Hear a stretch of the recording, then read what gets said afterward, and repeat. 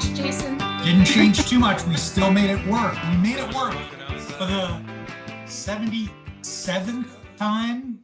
We've lost track, right? Amazing. Jason Joyce in Madison, Wisconsin. Marty Glickman, Portland, Oregon, and Michelle Castella, Pacifica, California. Fantastic. We didn't go over the pronunciation of your last name in the pre-show. We just talked. Welcome, Michelle from Pacifica, California. Thank Great you. to see you. Very nice to be here. Tell us how you got to Pacifica, California, and what life is like for you out there. Wow, I took the really long road to Pacifica, California. Let's see. After high school, I took the kind of the scenic route through college. Worked a little, went to school. Worked a little, went to school. And met the man who was my husband. Actually, I met him in high school, but didn't get together with him until I don't know, probably like 92. And he lived in the Central Valley in California. And so I moved out to California in January of 92 because the weather was way nicer. And the scenery was nicer. And so worked here. We eventually got married and really wanted to live on the coast. And Central Valley is probably like 90 miles east of the Bay Area. And didn't get here immediately, but eventually we made it over to the coast, and we lived in El Granada, which is this little tiny coastal town just south of Half Moon Bay, if you're familiar with that. And that's where we started our family. And we had two little boys, Jake and Luke. They were 13 months apart. After 8 years of infertility, they told us we had less than 5% chance of ever getting pregnant without medical help. And that's Luke. So surprise. I mean, yay.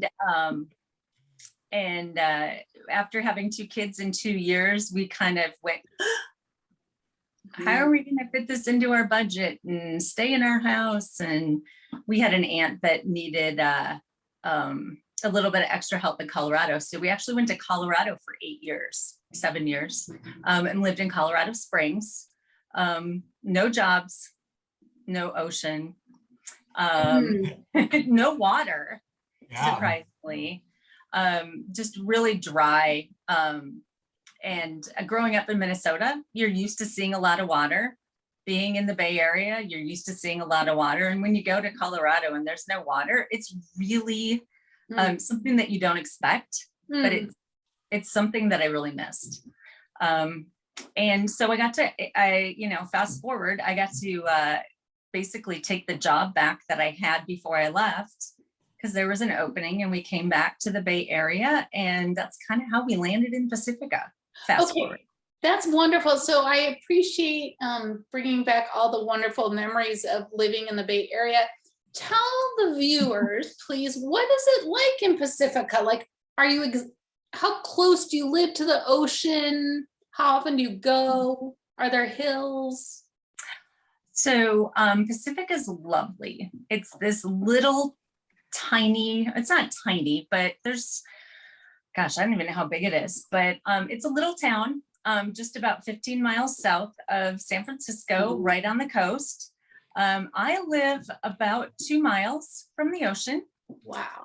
And I live in an area, it's called the back of the valley. And so I'm actually surrounded by mountains, and live kind of in the middle of the valley. And so what I see pretty much, I don't know, 180 degrees, a little bit more, are just beautiful coastal mountains, green, lots of trees and greenery. And I go to the ocean not as often as I would like. I did go to walk my dog there this morning, though. So I would say probably, I don't know, a couple times a week. But I get to, drive down Highway 1 every single day. That's my route in and out of Pacifica to wherever I have to go. And it's amazing. The weather is nicer in the back of the valley. Sometimes along the coast, you tend to get a lot of coastal fog. Yeah. But as you know, Marnie, this is pretty much the best time of the year. Yeah. In the Bay Area. It's towards the end of it. And unfortunately, we're not getting the rain that we need. But it's just fantastic. It was 70 degrees today and just really light wispy clouds in the sky. And it's pretty stinking good. That's great. Yeah. We watched the show Big Little Lies recently. Is that are you familiar with that show, you guys? Oh, yes. Yeah. Isn't that in Monterey? That's in Monterey, I think, though, right? Yeah. Carmel, even. Yeah. Travis Bebo asks, what am I drinking? Just quick, so we can get back on track here. Looks like a margarita. It is a margarita. We there's a Mexican place in our neighborhood and they do to-go margaritas, and so we had just that much left, so that's what. Awesome. I'm having Prosecco. Okay. Oh, now is that local? Is that a Northern California Prosecco? Okay. I know it. Okay, Travis, I'm drinking Pray for Pow beer from Bend, Oregon, 10 Nice. Barrel Brewing. Homage to Doug Robertson. Thank you. A way to support the local economy there. Yes. So, okay, so what do you do in Pacifica? What do you what's your day job, and what is significantly part of your day job obviously is raising teenage boys. So tell us also how that fits in and how life has been for you these last several months.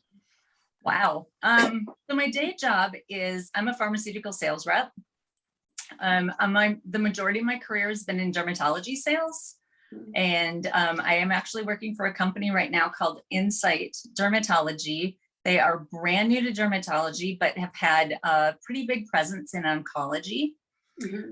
But we have the first to market, first in class product that I get to market, which is super exciting because it's brand new to everybody and there's nothing else like it. So that's a lot of fun. And I just started this position in May.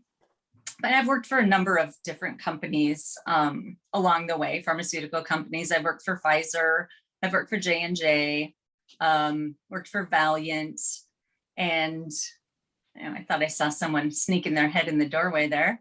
I know. But this is just a really fun little company that is so family oriented and really patient oriented. So it's a lot of fun.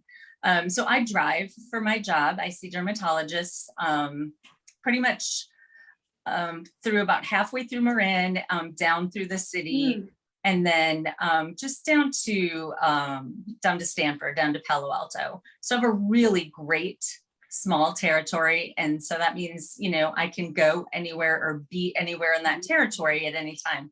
So it makes raising kids really great. Really, it's much more convenient. So my guys are 14 and 15, and they're both in high school. So they're a lot of fun. They're really good boys. And one of them is right now at theater practice. He's in musical theater. And so he's working on a play right now. He's doing a musical, Into the Woods. Oh, yeah. Yeah. So he's doing that. And he's my younger son. His name's Luke. And then my older son, Jake, does tech. And so he's not working on this play, but he's going to be doing the winter play at his high school. So, theater tech. Theater tech. Yeah. Cool. Yeah. And where do they get those genes from? Were you in theater? I wasn't. I had the worst stage fright ever. So I told Jake, I'm like, this is really stretching my comfort zone here tonight. But no, I do a lot better. I mean, I have to present all the time now for work. But no, I don't know where he gets that. Now, I really love to sing, and I was in choir, and I did band. but I loved to sing, and Luke really loves to sing. So but so does my husband, you know, so he probably, you know, he got the singing gene from both of us. But Jake's a little bit more introverted. He has no interest in being on stage at all, which is totally fine. So it's all good. And do you sing now? Oh, only in the car. And you're in the car. And I'm in the car. Exactly. And what do you sing in the car? I sing whatever my kids want to sing. You're kind. Yeah, what do 14 and 15-year-old boys listen to these days? What do yours listen to anyway? What do mine listen to? Mine have very different tastes, of course. And so they alternate back and forth. One of them loves classic rock. Nice. Yeah, my husband has done a phenomenal job of really just exposing them to a ton of different music and movies and just different culture. I don't know. They have seen every classic movie from probably 1960s on. Cool. Some of them they loved, some of them not so much, but Jake really likes classic rock. Luke likes country. And he's also really big on a cappella groups. Oh. So there's a number of a cappella groups that are out there now that tend to do more covers, but do them, you know, just all over the country. They actually sing all over the country and have their own YouTube stations, things like that. So okay, Michelle, Jason, what is that? Those movies of the a cappella group? It's these fiction movies of a cappella groups that compete against each other. Yeah. Do you know which ones I'm talking about? No. It's not my thing, but I know what you're talking about. No, it's a silly teen. Yeah. I shouldn't say that, but I am. That's okay. I'll send you the titles, Michelle, after the show once I think about Please do. They're kind of Pitch Perfect. Is it There's Pitch Perfect? 3 of them. Yeah. There's 1, 2, and 3. Yeah. Yeah, that's a thing. Like, so, I mean, is there an a cappella group at his high school, and is he interested? Like, is he doing that, or? there isn't. No, he's a freshman. Okay. And he was really lucky to get into the musical theater class. And so that's really where his interest lies. Yeah. And so he's currently taking a year-long elective of musical theater. cool. And he loves it. Yeah, it's really neat. Yeah. But unfortunately, you know, there's just too many. I can't say that there's too many electives, but there's so many electives and so little time, right? I mean, isn't that the way it goes? No, you realize too that in high school they plug you in all the required. They're like, oh, you got to get these out of the way. You got to get hit your, your core curriculum out of the way. Yeah. And it's almost like by the time they get to be a senior, then they're just starting to take like the fun classes, which are really not like, again, we've done 75 of these shows, Michelle, so we talk about this stuff all the time. We've had a lot of people who talk about how important art class was to them. We're going to have all these band people on, and they're going to talk about how important band was. And it's like, that, like we sweep that stuff aside, but I mean, come on, musical theater, you can make an incredible career out of that without even ever being on stage. And B, it's like, that's what keeps you interested in school and, generates all this great stuff. So good for you guys, and good for your school for offering that and letting freshmen take it. They have amazing electives. Jake is actually in a media arts class. And it's basically a graphic arts class. And he accidentally signed up for dance, and dancing is not his thing on any level whatsoever. And media arts was the only other class that had a spot open, and he's like, okay, I'll take it. And he loves it. It has been phenomenal for him. And, it could end up being something that is actually his career. Yeah. And so it's super fun to just watch them, discover different things and really enjoy going to school. And it is classes like that make it worthwhile for them to go, right? I mean, not that an education doesn't, but it just makes it a lot more fun to do it. Sure. Michelle, did you have a favorite class in high school? I know that you've been asking this, and I thought about it. So I actually had two. And Jason, you mentioned band. Yeah. And I loved band. I thought that the work, now maybe it was just because I was younger and I was the right age, but I thought our band was phenomenal. I thought we did really advanced things. Now maybe I'm totally wrong. After, We were told that. We were often told that we were doing advanced things. So I don't know whether that was just a device that they used. Just having kids in high school or in middle school and then going up through high school, I feel like they're not even close to being at the level that we were at. And I know that Jason, you went to West, right? So we had Don Bates for a band director in middle school, and he really pushed us. And I think that, and then he ended up coming up with us. And so I think that because of that, we just really got to much more, just really hard music. Yeah. And, but it was fun. I loved it. And then the other one was my physiology and anatomy class. Was it Mr. Bosacker? Is that? Yeah. I loved that class. He's come up quite a bit. Did that class have any connection to your current career? Absolutely. In what way? Well, I mean, just in the sense that I always knew that I love science, right? And for me, I was always told that sales was my aptitude, right? I took an aptitude test all the way, through different grades, you take aptitude tests. And I was like, I'm not going to be a salesperson. I'm not going to be a salesperson. Oh, interesting. But, yeah, here I am. Hi. They're really pretty accurate. It's true. It is. I mean, remember, like, let's just take a little detour off of here, because when you bring that up, I remember taking that aptitude test in 9th grade, like in Mr. Jensen's class at West Junior High School in 9th grade, and it being like, give me a break, I'm 14, like this is not, but yeah, you're right. Marty, do you remember taking an aptitude test? Oh, no, but Jason, what did yours say?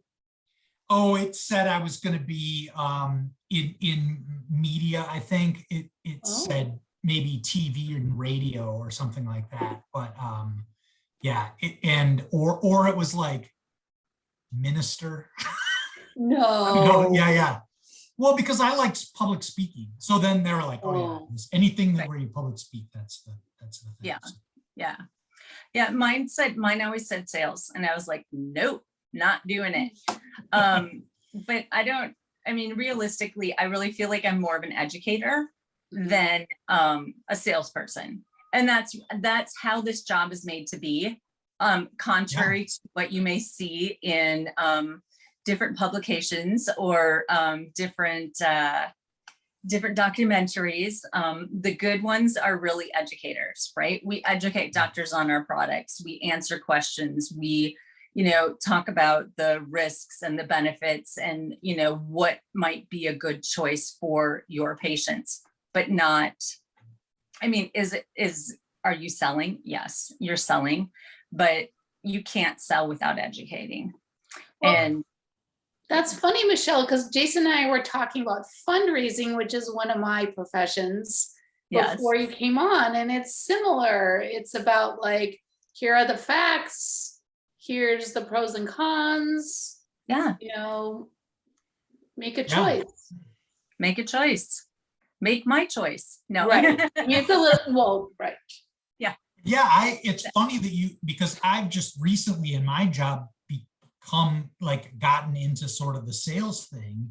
And it's we call it like business sponsorships, but it's basically the same thing. And Right. you realize like, yeah, to be effective at this job, you need to be a good listener. You know, as much as being a good communicator, you need to be a good listener. You need to know how a conversation works and when you just need to shut up or ask questions.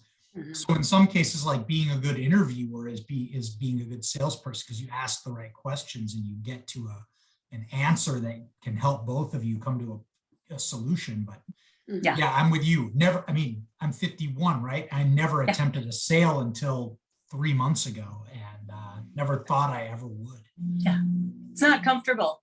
No, the close is the scariest part. Well, that's interesting you say that, because I sometimes get fundraising trainings and I'm giving one tomorrow. And part of it is just communicating that it's not going to be comfortable, like doing your job or fundraising, or it's just not like, you know, that's just not the way it is. Like I've been fundraising for decades and it's not comfortable, not at all. No, my brother is a salesperson and he was born to be a salesperson. He comes to it naturally. My youngest son was closing me when he was 2, right? Like he would make a deal and he'd be like, so mom, do we have a deal? And then I'd be like, okay, we got a deal. He's like, okay, I just want to go over this one more time. So you're going to do this and I'm going to do this. And this is the agreement that we have, right? Like he was doing that, maybe not 2, but 4 for sure. For sure. He was closing me at 4. And I'm like, where did this come from? Right? I don't talk like this at home. I barely talk like this at work. You know, that's great. That's great. So, but yeah, pharmaceutical sales is a fun job. But really going back to the favorite classes, this was not clearly my major. My major was biology. Okay. That was my last major. I went through a whole gamut. Like I said, I went through, I took the scenic route through college, and I think my first major was physical therapy and pharmacy and nursing. And honestly, I would have stuck with nursing, but at the time, the nursing schools were so impacted. Like I didn't want to, by the time I came to the point where I'd done my prereqs and I was really sold on nursing, I didn't want to wait a year or 2 to get into nursing school.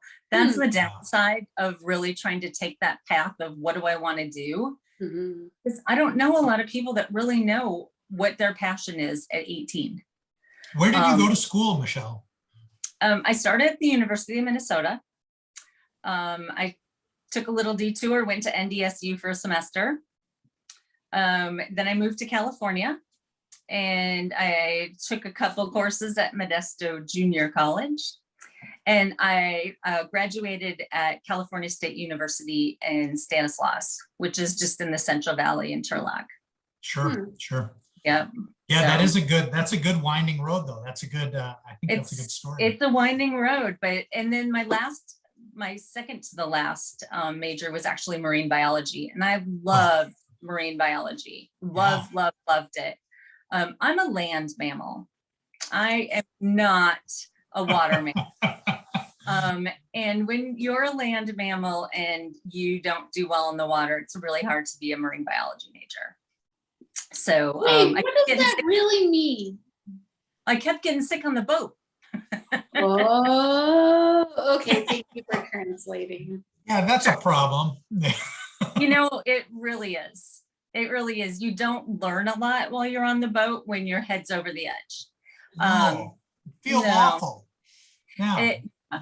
Yeah. And so for me, you know what, I always worked in pharmacies. I worked at Hopkins Center Drug through high school. I worked at the University of Minnesota Hospital Pharmacy when I was there. And then throughout the years, I was always a pharmacy tech.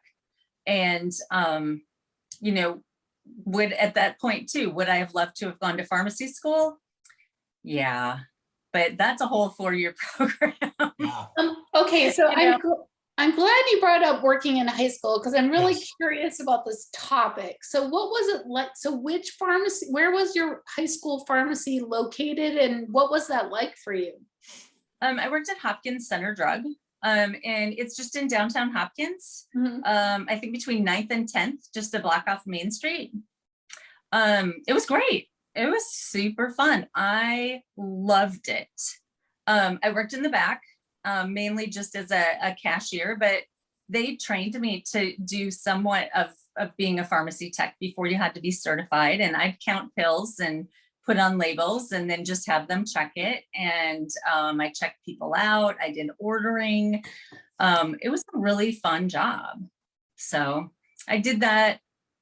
I started before I could drive because my mom was driving me there. So I started when I was maybe 15, right before I was 16.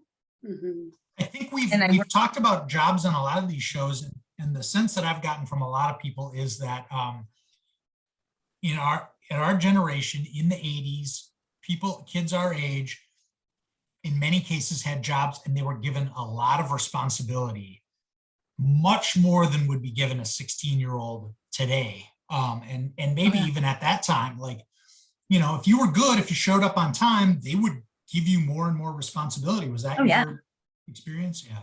Absolutely. Yep. I ended up making the schedule for all of the other people, right? I made the schedule for all of the people, the high school students that worked in the back, from 3 to, I think it was like a 3 to 9:30 shift, something like that. Yeah. And so I ended up making the schedule. I mean, I wasn't a supervisor, but I made the schedule. Yeah. So there were other high schoolers at the pharmacy. Did you have parties in the parking lot like they did at Byerly's and Lund's? No. Okay. No, but we had a lot of fun. Like we had delivery drivers too. And so like Mike Pratt was a delivery driver. Yeah. Let's see, Mike Cassidy, he was a year younger than us. He was a delivery driver. I know there were others, but those were the two that stuck that I remember most. Kathy Cheetah, who I think you just had on there, Kate. Yes. Yep. She worked in back with me. And then there were others from like Minnetonka High School, people upperclassmen from us that worked in back. Nicole Drake worked with me. Dave Holm, his dad was one of the owners of the drugstore, and so he was a driver. So yeah, so we just had a lot of fun. Chris Bjork says, oh, there's a question from Chris Bjork.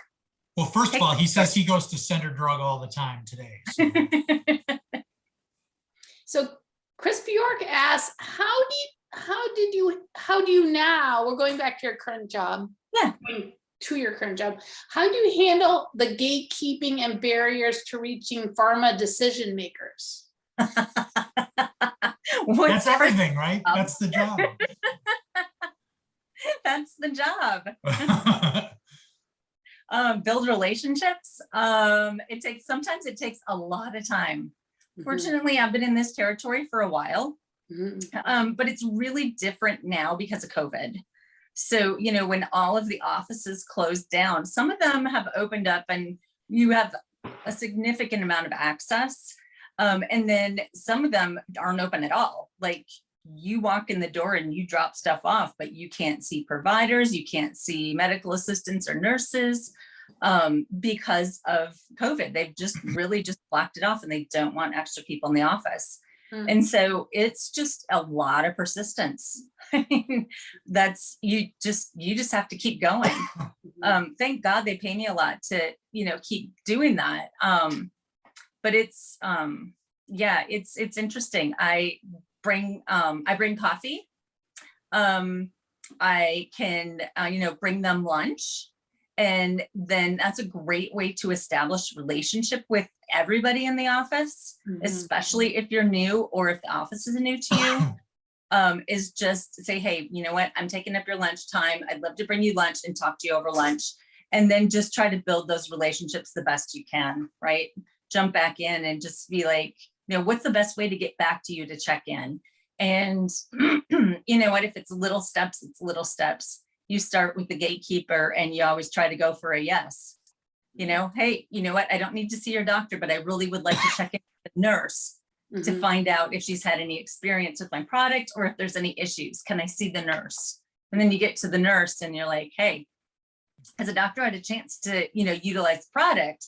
I'd really love to be able to give him this information and just talk about where it might be great and get a yes, right? So just kind of build on those yeses. That's so interesting. So- You bring up COVID and we still have a pandemic, Michelle. So have you taken up any pandemic hobbies that you want to share with us? You know, not really. For a while, like when I was home all the time, and working from home, which is pharmaceutical sales from home is a whole other, that's a whole other episode. It's not pretty. It's not pretty. But I started doing puzzles, and it's not really something that's, you know, glamorous or, but it's just something that I could do with the kids. Tried to find different art projects, different things outside. So Jason, is that Margarita giving you some problems? It's talking back. It's fine. It's fine. It's funny when you talk about the jigsaw puzzles, because I'm not like a puzzle guy, and I'm not like, oh, we're going to do jigsaw puzzles, but we did get some last winter. Yeah. And they are, yeah, it is a thing that ends up happening. You kill 3 hours on a Saturday morning. You're like, where did that time go? You know? I know, but I kind of get obsessed, right? I get to the point where, it's a challenge. And you're like, okay, I'm just going to get this section done right here. Or, you know, I'm just going to get this box of pieces done, you know? So we did that. We tried to find a lot of things to do that were active. So, you know, we got a portable net for our dining room table and ping pong paddles. And we turned our dining room table because it has 2 leaves and it's a big, long table. And we play ping pong in our dining room and, you know, just weird stuff like that. Just, we got a pandemic puppy. That's been happening. Yeah, that's a thing. And what's the look for? She's going to be a great dog. But Someday. we haven't had puppies in about 20 years. Not that puppies have changed any, but you tend to forget, just like, you know, babies, right? Yes. Yeah, forget what having a baby is like and what having a toddler is like. And she's a lot of fun. She's got a bunch of energy. So who's in charge of the dog? If it goes like the script, right? You got the dog because the boys wanted one. They really like put the cell on. Yeah. And there was an agreement made, right? And how's that agreement working out? Yeah, that's not working out. The kid who sold me is kind of going back on his clothes. Let me tell you. No, honestly, Gotta get a contract. We all take turns. It's mainly me, but my guys have a lot of responsibility at home. So they do the majority of the housework and chores.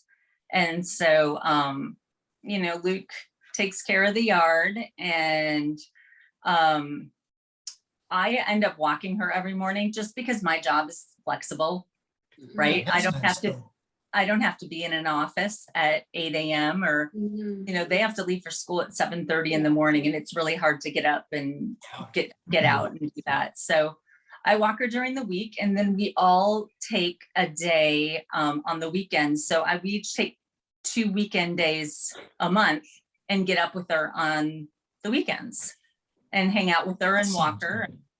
Yeah. So she really is our dog. But yeah, she's a handful. So that's fun though. That's good. Oh yeah. Yeah. It'll really, in a year, check back with me and I'll be like, she's so awesome. But now she's 8 months old. So my wife is in the pet supply business. She owns a little store that sells pet supplies in the neighborhood. And all the people with, because it's getting freezing cold now, all the people who have bought new dogs in the last year are coming in to get their coats and their, Nice. you probably don't have to worry about this in California, No. maybe not even in Not a Portland. California thing. No.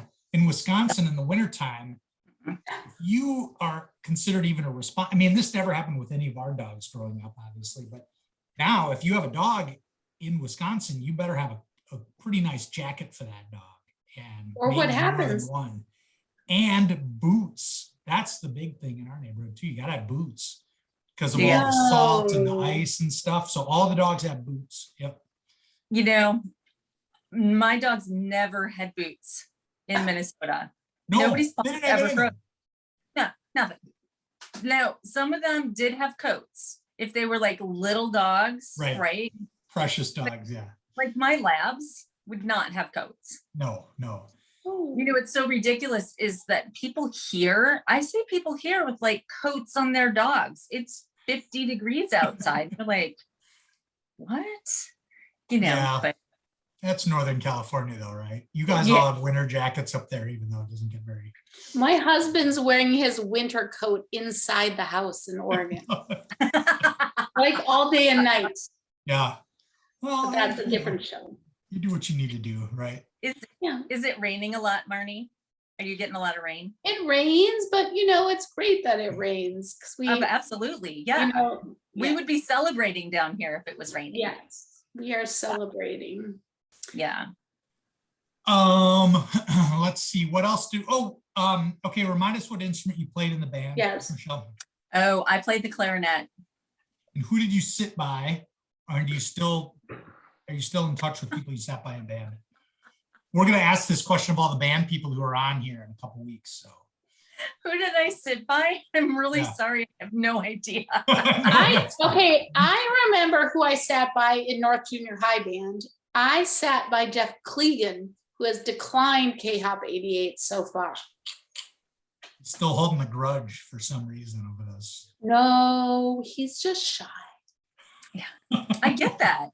I did but for quite a while. And so you still talk with Melanie, aren't you said? A little bit. A little bit. A little bit. Yeah, I haven't. She was actually my wedding. Okay. But that was 25 years ago. Yeah. So I know that Facebook is somewhat controversial, but I have my Facebook page so that literally I only see positive stuff. And which is phenomenal. And I love seeing all of the high school classmates and all of the things that they're doing. I mean, the pictures that Kyle Hansen is taking now is phenomenal. And Doug Robertson and his art. And I haven't seen a lot of pictures of David Green's children lately, but for a while we were seeing pictures. Huh? Hint, hint. Hint, hint. That's right. And Patty Hagery and her family, and just like it's awesome to see what people are doing and to really feel that connection without being connected, right? You feel it, you kind of know what's going on, but you're not really connected, but it still keeps a connection, I think, somewhat between us, which is really fun. And it's not something that I ever expected, before the digital era, right? Yeah. It just didn't. So yeah, I am not in touch with a lot of high school people. That's okay. It's rough when you move. It's rough, even if I'm just in Madison. I'm not that far from the Twin Cities, but when there's not even just the occasion to like go out for a beer or whatever, it's tougher. And that's why we're doing this show. And it's fantastic. I love it. I don't usually get to watch it live, but I like picking up on the YouTubes and just on the ones that will pop up when people comment on them at Facebook. And I'm like, oh yeah, this is something I want to watch. And it does. It just it's nice to just kind of close that loop and kind of see what people have been doing and what's happened over the last 30 some years. I know it's a lot of time. It's So Michelle, are you going to join us for the band show? Oh, I could do that. You can. Okay, well, I will tell you. So the band show is on December 14th. It is going to rival all the sports shows we've ever had. Oh, I believe it'll surpass it. I'm interested to see if they're going to get Mr. Bates. I'm not in charge of round. I have no idea who's getting wrangled for this band show. So I don't know. Get Mr. Bates. If I'm the only one, I'm not coming. No. We have many confirmations. Don Witt, Jeff Okay. Olson, Julie Steelman, Michelle Rayome. Yeah. Many more. That's Awesome. December 14th. Next week, we have Dr. Kim Cappings, which I'm really excited about. She's a professor of communications, and she not specializes, she's done research on how to communicate about cancer. Interesting. Wow. December 28th, Deborah Hans Campbell. January 4th, Lee Zwart. And then we are in year 3 of KHOP 88. Wow. I mean, that's really impressive. I was hoping to hold out for the 88th episode, right? Are you saving that one for someone special or? Not deliberately.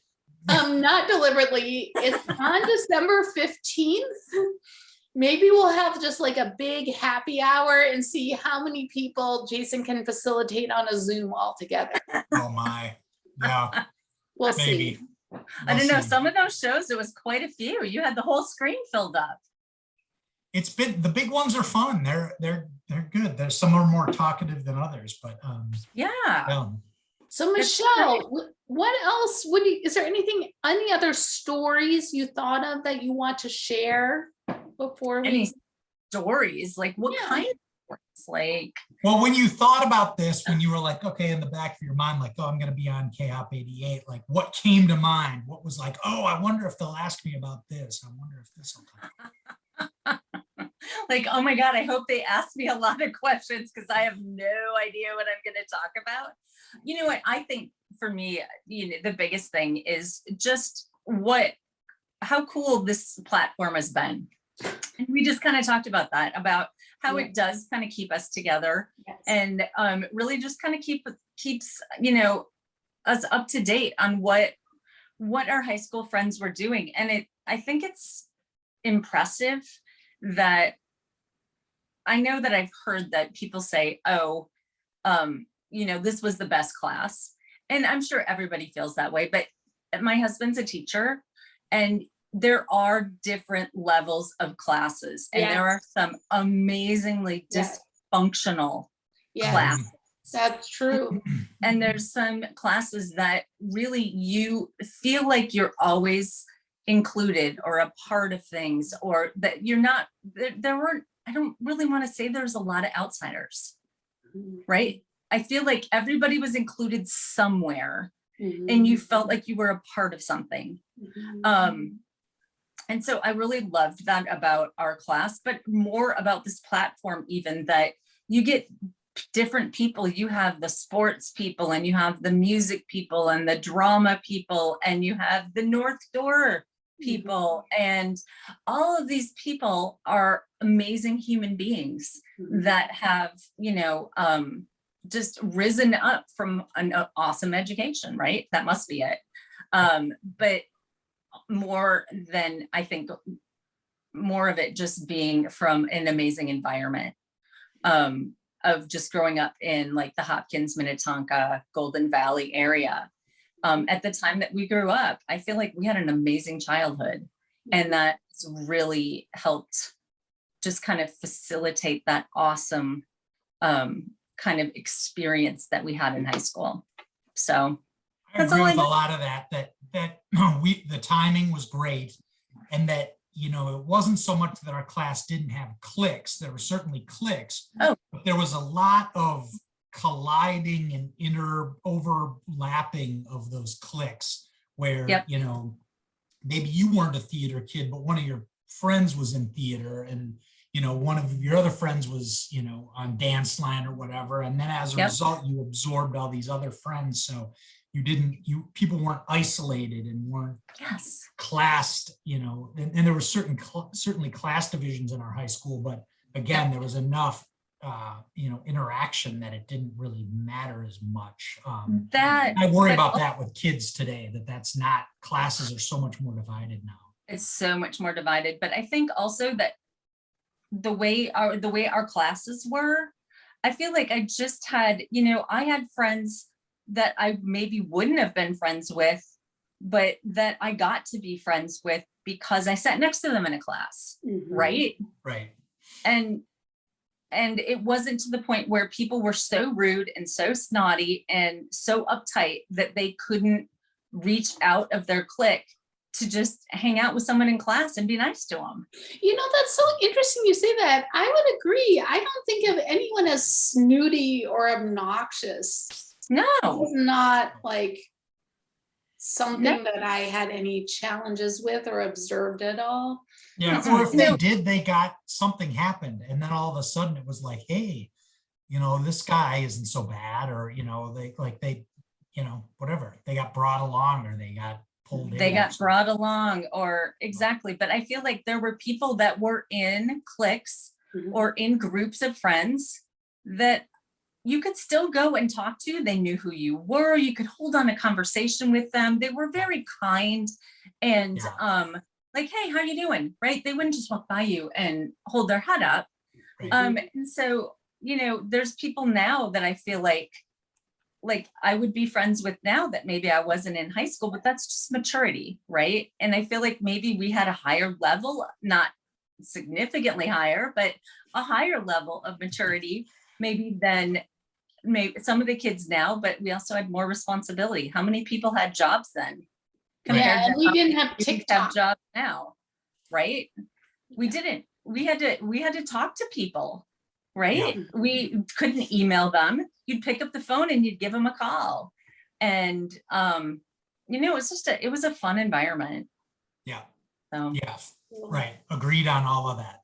Thank you for putting some of that into words, because that's part of the whole genesis of this show, is that we're like, we brag. We're like, we're the best high school class in the history of high schools anywhere. But we sort of maintain, we're like, I love talking to Hopkins people. I would do. And we do it every week, and it's always fun, and it's always interesting. So that's why. It is. It is. Well, Michelle, it was great to see you and talk to you. This 47 minutes has flown by. So it has. Yeah. You talked quite a bit more than you maybe thought you were without even asking questions about it specifically. So I am a salesperson, so your gift for the gab is coming through. Once you get me going, I can do it. Good luck. One last question about because now we're entering the holiday season. Tree up yet or not yet? No tree this year, because we're actually going to Minnesota for Christmas. Wow. So every other year we go home for Christmas. Fantastic. Yeah, but our Christmas decorations are up and our outside lights are up, but just no tree, because we always get a live tree, and I'm not buying a live tree to die at my house for a week and a half while I'm gone. Right. And who's watching the puppy? We actually have two dogs. We have a really old girl who's 12, and then a little one who's almost 8 months. And the old girl's staying home, and my friend's daughter's just spending the night here with her and just letting her out. She just sleeps all the time anyway. The puppy is going to an in-home boarding in Half Moon Bay. So she's going to be hanging out with some other dogs. We're calling it camp. Yes. And she's going to have a great time. For sure. Well, I'm also going home for the holidays. We're driving there on Christmas Day, and I mean, I'm going to be there. Marnie, I'm going to be in Minnesota on the Tuesday. I won't be able to maybe do the show that day, but we should maybe think about people getting together. So everybody stay tuned. We might set up a situation for the day after, for the 26th or something, where we can, Okay, we can talk about that later. I don't keep track of those things as a non-Christian human. No, I'm not talking about Christian Christmas. I'm talking about being in Minnesota. Oh, I'm sorry. I don't keep track. On which day? Maybe The maybe 26th? the 26th, although The 28th. the It's Tuesday. 26th. 26th is Sunday. Yeah, Okay, well, you can have a party without me. You can just FaceTime me or something. we'll FaceTime you in, right? Okay, Michelle, it's really great to hear from you and hear all about your life and your enjoyment of California and the warm weather. Yes. I do love it. I'm not leaving again. I left twice. Nice. I'm not leaving again. There's ice on the ponds up here, so it's happening. It's like Boy. very cool this last week. so, Boy. God bless you. yeah. Okay.